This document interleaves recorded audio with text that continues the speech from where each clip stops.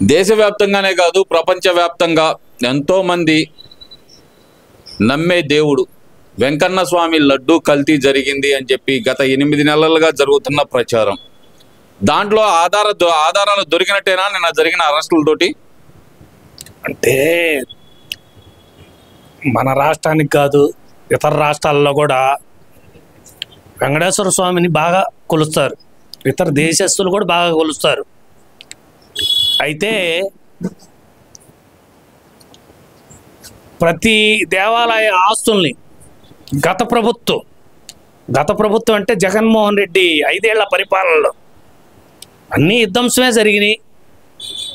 నెయ్యి కల్తీ జరిగింది. నెయ్యి కల్తీలో ఒక 4 దొరికారు. అంటే సిబ్బంది హస్తం కూడా ఉందన్నారు. సిబ్బంది, స్థానిక వైసీపీ నాయకులు, మంత్రులు, ముఖ్యమంత్రి దాకా దీనికి సంబంధం ఉంది. ముఖ్యమంత్రిని అరెస్ట్ చేయాలా, స్థానిక మాజీ మంత్రి పెద్దిరెడ్డి రామచంద్రారెడ్డిని అరెస్ట్ చేయాలా, చైర్మన్ బొమ్మన కరుణాకర్ రెడ్డిని అరెస్ట్ చేయాలా, వైవి సుబ్బారెడ్డిని కూడా అరెస్ట్ చేయాలా. ఎందుకంటే దేవుడి దగ్గర ఇన్ని తప్పులు చేసిన వాళ్ళు ఇంకా వాళ్ళు బొంకు మాటలు మాట్లాడుతూ ఇంత నీచమైన దిగజారిపోయి దేవుడు లడ్డుని కూడా కల్తీ చేశారంటే ఇక ఏమనుకోవాలా? ఇంత దారుణమైన పరిస్థితి ఈ ప్రపంచంలో ఎక్కడా చూసి ఉంటున్నావు తెలిసి.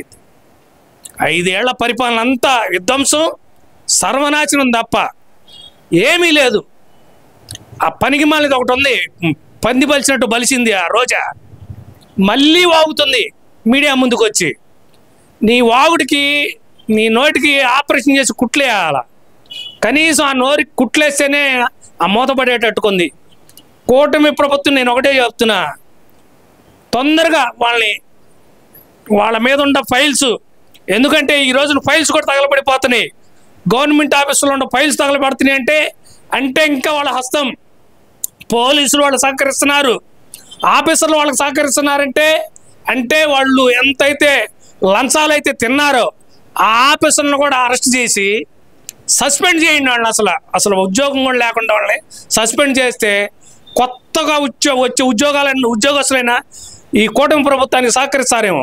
ఎందుకంటే వీళ్ళు చేసే అరాచకాలకు ఇంకా అంతు పంతు లేకుండా పోతుంది.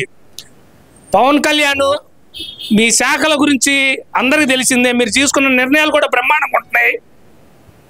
ఆ పని చేయందో ఆ పెద్దిరెడ్డి మీద చూపించండి తొందరగా. ఎందుకంటే అసలు అడవినే ఒక ఫామ్ హౌస్ని చేసేసారు. అంటే వీళ్ళకి అడవులే కాదు, సముద్రాలు కూడా ఫామ్ హౌస్లు చేస్తారు. వీళ్ళకి దొరికింది ఒక లడ్డులాగా. ఈ ఆంధ్రప్రదేశ్ ప్రజలు చేసుకున్న పాపాలకి పాపాల పుట్టలాగా పెంచి వాళ్ళు సర్వనాశనం చేసి ఈ ప్రజల్ని ఉక్కుపాదాన్ని మోపి కనీసం ముందుకు నడిచే పరిస్థితి లేకుండా అప్పులు చేసిన పొజిషన్లు. అప్పులు చేస్తున్నారంటే కూటమి ప్రభుత్వం మీరు చేసిన నష్టాలకి అప్పులు చేయక ఏమైంది? ఇప్పుడు దేశం మొత్తం అన్ని రాష్ట్రాల్లో అప్పులు తీసుకోవాల్సి వస్తుంది.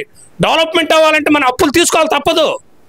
ఈ రాష్ట్రం డెవలప్మెంట్ కావాలా, ముందుకు నడవాలంటే అప్పులు తప్పదు. రిజర్వ్ బ్యాంక్ దగ్గర అప్పు తెచ్చుకోవాలా, అవి తీర్చుకునే దమ్ము కూడా ఉండాలి కదా. మనకు ఆదాయం రావాలి కదా. ఆదాయం వస్తే ఆ వడ్డీలు కట్టుకుంటే మనం ముందుకు నడుస్తుంది మన ప్రభుత్వం. ఇందుచేత చంద్రబాబు నాయుడు గారికి కూడా నేను ఒకటే చెప్తున్నా, మీరు ఆలస్యం చేసే కొద్దికి ఇలా అరాచకాలు ఇంకా ఎక్కువ అవుతాయి. ఆఫీసులో ఫైళ్లు కూడా ఇంకా తగలబడిపోతాయి. నిన్న జగన్ ప్యాలెస్లో మరి ఎన్ని వేల కోట్ల రూపాయలు ఫైల్స్ తగలబడినాయో. కనీసం సీసీ కెమెరా వేయమంటే అక్కడ సిబ్బంది ససేమేరా అంటున్నారు వాళ్ళు. అంటే ప్యాలెస్లో పోయే దమ్ము మన కూటమి ప్రభుత్వం లేదా? ఎందుకు ఏంటి ఈ నిర్లక్ష్యం? అది ప్రజలకు కూడా తెలియాలి తప్పనిసరిగా. తెలియకపోతే మిమ్మల్ని కూడా అదే దావలో వేస్తారు. మీరు తొందరగా ఆ ఫైల్స్ ఏ విషయం, ఎందుకంటే అది నిక్కరు మాఫియా కింద 1,00,000 కోట్లు స్కామ్ జరిగిందట. అది 1,00,000 కోట్లు స్కామ్ జరిగేది ఎందులే, ప్రభుత్వ ఆధీనంలో తీసుకొని మున్సిపాలిటీ పరిధిలో తీసుకొచ్చేసి నిక్కర షాపులు నడిపించాడు. అలాగా ఈ రాష్ట్రంలో ఉండ వనరుల్ని వేల కోట్లు, లక్షల కోట్లలో డబ్బు మొత్తాన్ని సమకూర్చుకొని మొత్తం విదేశాలు తరలించాడు ఈ సైకో ఈ జగన్మోహన్ రెడ్డి ఇంకా అంటాడు నేను 30 సంవత్సరాలు 30 అంటే నువ్వు ఒక్కసారి వన్ టైం సీఎంఏ నువ్వు అయింది, రెండోసారి ఎందుకు అవకాశం ఇస్తారు నీకు ప్రజలు ఎవరు? నీ అరాచకానికి, నీ అడ్డగోలుదారులకి ప్రతిదీ కూడా దాచుకొని తిని రాష్ట్రాన్ని సర్వనాశనం చేసిపోయావు. అంటే ఇక్కడ ఆయన చెబుతుంది ఏంటంటే మా కార్యకర్తలు వెంట్రుకు కూడా పెగలేరు, మళ్ళీ నేనే ముఖ్యమంత్రిని అవుతున్నాను, ఒక్కొక్క ఆఫీసర్ సంగతి కూడా తెలుస్తాను, పోలీస్ ఆఫీసర్ల సంగతి, ఆ పోలీస్ ఆఫీసర్ల చేతే మా వాళ్ళకి సెల్యూట్ కొట్టేస్తాను అంటున్నాడు మరి జగన్మోహన్ రెడ్డి. చేస్తాడు. నువ్వు ఉన్నప్పుడు నీ సాగుబాటు అయిందా? నువ్వు ముఖ్యమంత్రి ఉండగా నీ మంత్రులు నీ ఆట ఆడారు, నీ ఎమ్మెల్యేలు నువ్వు ఎలా చెప్తే అలా ఆడారు. ఆఖరికి స్థానిక నాయకులు కూడా ఏది చోటా మాట నాయకులు కూడా బెదిరించే ధోరణి. ప్రజల దగ్గర ఎలా ఉండాలి నువ్వు? సన్నిహితంగా సున్నితంగా మాట్లాడి వాళ్ళ ప్రజా సమస్యలు ఏంటి అనేది తెలుసుకొని నువ్వు ముందుకెళ్ళాలి తప్ప సంక్రాంతికి వస్తున్నావు, మరో సంక్రాంతికి రావు, ఇంకో సంక్రాంతికి కూడా నువ్వు రాలేవు. అంతే. వన్ టైం సీఎం ఆపదలో ప్రజలు నిన్ను ఆదుకుంటే ప్రజల్నే విస్మరించి ప్రజల్ని తప్పుదో పట్టించి నేను పథకాలు ఇస్తున్నాను, బటన్లు నొక్కుతున్నాను, నేను ఏమి ఇవ్వలేదు, నేను ఎందుకు ఓడిపోయానో నాకే తెలియట్లేదు అనే ధోరణితో మాట్లాడుతున్నాను. అంటే పిచ్చి తొక్కలకలుగా మాట్లాడతారు అట్లాగా. ఎందుకంటే నాకేమీ తెలీదు, నాకు నోట్లు ఏళ్ళు పెట్టినా నేను కొరకున్నా అంటే నువ్వు ఐస్ పుల్ల చీకుతున్నావా? ఐస్ పుల్ల అంటే ఈ రాష్ట్రాన్ని ఐస్ పుల్లలా చీకి నాకి ఇంకా ఏం చేయాలని, ఇంకా ఏం ధోరణి నీ ధోరణి? ఇంకా నీ ధోరణి మారలేదనుకో భవిష్యత్తులో నీకు ఇప్పటికే నిన్ను తిడుతున్నారయ్యా. ఏం చేసావు పరిపాలన? చాలయ్యా, 5 ఏళ్ళు పరిపాలన చేసావు కానీ బ్రహ్మాండంగా చేసావు. ఎందుకంటే మాకు చెందాల్సిన రానివ్వలేదు, రాష్ట్రాన్ని డెవలప్మెంట్ రానిలేదు, ఇండస్ట్రీలు వచ్చేవి రానివ్వలేదు. నిన్ను చూస్తేనే పారిపోయి వెళ్ళిపోయారు మొత్తం. వామ్మో, వాళ్ళు ఇప్పుడు అది పరిశ్రమలు పెట్టాలంటే ప్రతి ఒక్క పారిశ్రామికవేత్తలు ఏమంటున్నారంటే మాకు గ్యారంటీ ఉందా, రేపొద్దున మరో గవర్నమెంట్ వస్తుంది, అప్పుడు మా పరిస్థితి మమ్మల్ని తరివేయరా, మేము పెట్టుబడులు పెడుతున్నాం, మా పెట్టుబడులు గ్యారంటీ అనేది ఈ కూటమి ప్రభుత్వం నిలదీసి అడుగుతుందంటే నీలాంటోడు వద్దని కదా పారిశ్రామికవేత్తలు. మళ్ళీ జగన్ వస్తేనే పెట్టుబడులు పెట్టడానికి సిద్ధంగా ఉన్నారు వాళ్ళందరూ అని చెప్పి అంబటి రాంబాబు చెబుతున్నాడు.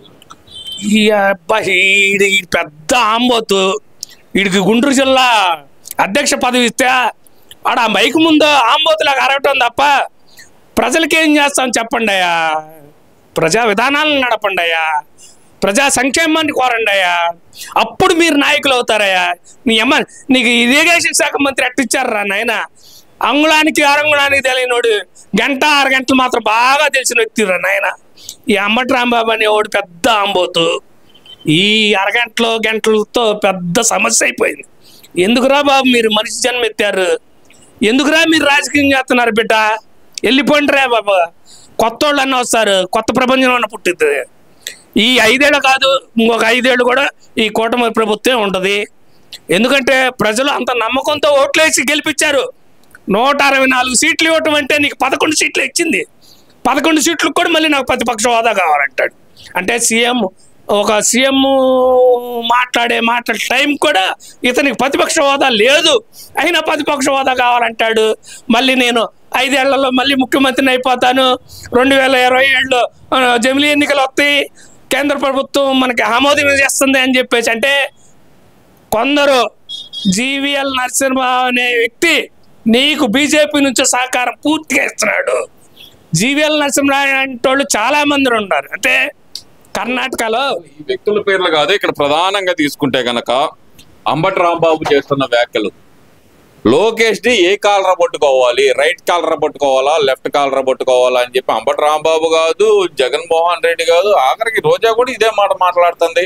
హామీలు నెరవేర్చినప్పుడు నా కాలర పట్టుకోండి అని చెప్పి ఆయన అడిగాడు. కాబట్టి ఇప్పుడు మేము ఏ కాలర పట్టుకోవాలని అడుగుతున్నారు. మరి దానికి ఏం చెప్తారు? మరి ఇప్పుడు మీరు బ్లాక్ కాలర్ లో ఉన్నారు, ఆయన వైట్ కాలర్ లో ఉన్నాడు. అంటే పదవిలో ఉన్నారు కాబట్టి వైట్ కాలర్ లో వెళ్ళు నిలదీసి అడుగు, అసెంబ్లీకి వచ్చి మాట్లాడండి. అది ఎందుకు ఇవ్వరు? మీరు వచ్చి కూర్చుంటేగా టైం ఇవ్వటానికి. మీకు ఎంత టైం కావాలో అడగండి, మీకు ఇచ్చే. మరి మీరు స్థానిక అక్కడ ఎమ్మెల్యేలు కదా, ఆ స్థానిక ఎమ్మెల్యేలు రాకపోతే మీకు మీ ప్రజా సమస్యలు ఎలా తీరుతాయి? లేదంటే రాజీనామా చేయండి, ఉప ఎన్నికలు వస్తాయి. ఆ ఉప ఎన్నికలు ఎవడు దమ్ము ఎంత ఉందో తెలిసిపోద్ది కదా. మీకు ఆ దమ్ము లేదు, ధైర్యం లేదు, మీడియా ముందుకు వచ్చేసి కోతలు కోస్తారు, కారు కోతలు కోస్తారు. ఏం చేస్తారు? ఇంకా ఇంతకంటే చేసేది ఏమీ లేదు. పనికి మాల దద్దమ్మలో వైసీపీ పార్టీ అనేది ఎప్పుడో మునిగిపోయింది. మీరు చేసిన అరాచకాలకి సర్వనాశనం చేసుకుని మీ శిశుపాలుడు నెత్తి మీద పెడితే పతనం అయిపోయింది. జగన్మోహన్ రెడ్డి మీ తొత్తులు మొత్తం నాశనం, ఇంక లేదు, అయిపోయింది. Thank you.